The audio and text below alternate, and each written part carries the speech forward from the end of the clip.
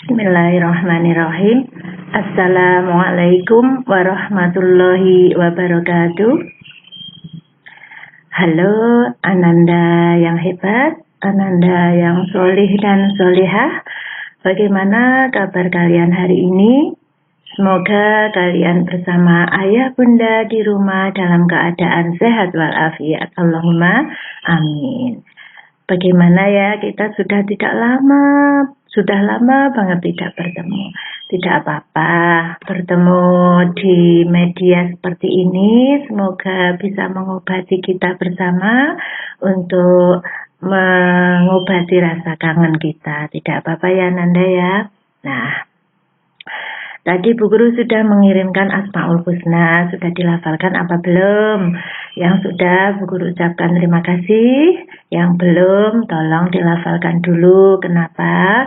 Karena kalau kita selalu melafalkan Asmaul Husna, kita selalu mendapat limpahan pahala dari Allah Subhanahu wa taala.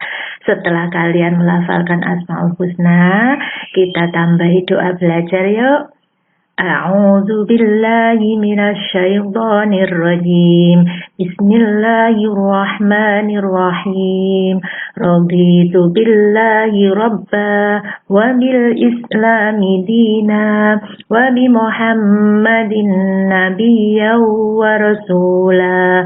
Rabbi zidni ilma warzuqni fahma. Amin ya rabbal alamin. Semoga dengan doa belajar pagi hari ini kita dimudahkan dalam belajar, mudah mengerti bagi yang belum mengerti, segera dimudahkan bagi yang sudah mengerti atau paham, ditambah kefahamannya oleh Allah Subhanahu wa taala dan ilmunya bermanfaat di dunia maupun di akhirat. Allahumma amin. Nah, halo anak-anak. Anak-anak yang hebat, anak-anak yang solih dan solihah. Kemarin kalian sudah mempelajari bab 2, yaitu tentang bumi berputar.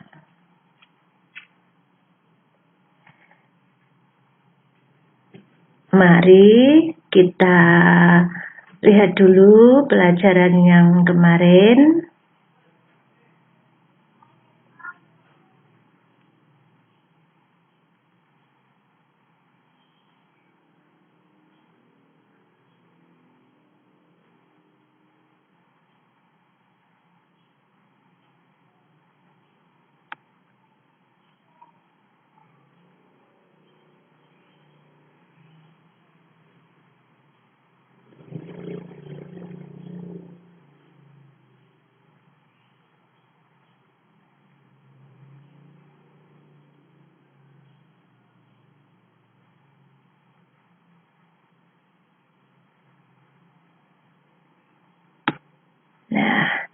Pelajaran kedua yaitu ketika bumi berhenti berputar. Artinya apa? Kita sudah tidak ada kegiatan lagi di dunia ini. Harinya sudah habis atau hari kiamat ya, hari yang terakhir. Kalian di situ sudah mengerti tentang pengertian hari akhir, kemudian setelah hari akhir pengertiannya iman kepada hari akhir itu seperti apa ya, karena hari akhir itu pasti akan datang. Siapa yang tahu? Hanya Allah Subhanahu wa taala. Tidak ada yang tahu selain Allah. Nabi saja tidak ada yang tahu ya, apalagi kita sebagai manusia biasa. Hanya Allah Subhanahu wa taala ya. Hari terakhir itu adalah hari berakhirnya kehidupan di dunia ini. Sudah tidak ada hari lagi. Maka apa yang kita persiapkan kalau kita tenang-tenang, kita leha-leha, tidak beribadah kepada Allah Subhanahu wa taala. Kemudian setelah itu kiamat itu dibagi menjadi 2, yaitu kiamat sughra dan kiamat kubra. Kiamat sughra itu adalah kiamat kecil, seperti kalian sakit, kemudian ada orang meninggal, kecelakaan, itu adalah contoh daripada kiamat sughra. atau kiamat kecil. Dan kiamat sughra ini setiap orang pasti mengalaminya. Tidak ada orang yang tidak mengalaminya, tidak ada orang yang sehat terus. Ya, nah sakit itu termasuk contoh kiamat sughra. Kemudian kiamat kubro. Nah itu tadi yang sughra. Kemudian kiamat kubro. Nah kiamat kubro itu adalah hancurnya semua kehidupan di dunia ini.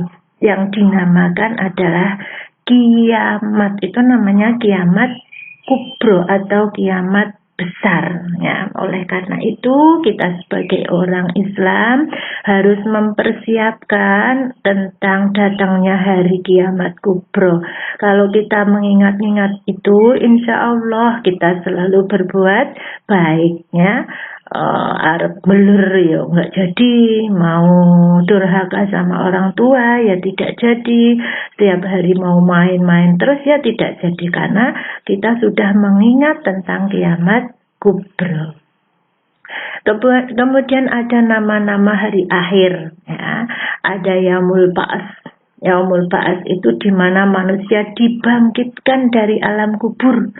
Nah, setelah tertidur semuanya, kemudian dengan adanya hari kiamat kan mati semuanya. Setelah seperti itu kita dibangkitkan ya, ditangeke, namanya itu adalah hari atau Yaumul Ba'ats. Yaumul itu hari, Ba'ats itu adalah kebangkitan. Nah setelah dibangkitkan maka kita akan dibawa kemana? Kita digiring ke padang mahsyar.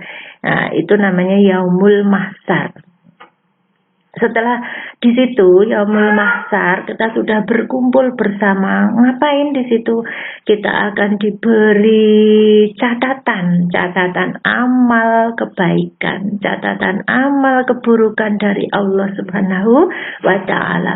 Setelah nanti amalnya diberikan akan ditimbang oleh Allah Subhanahu wa taala.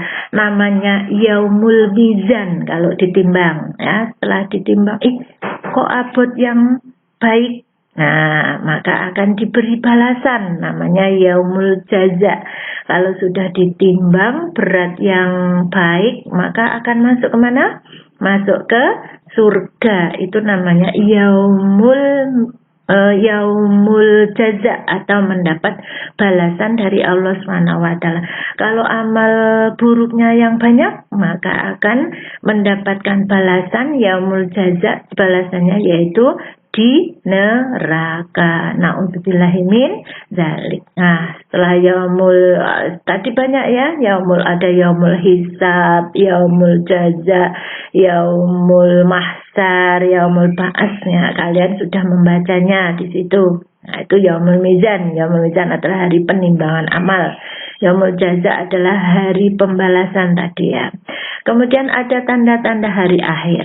Nah, ada tanda-tandanya, tidak moro-moro datang, tidak, semua ada tanda-tandanya.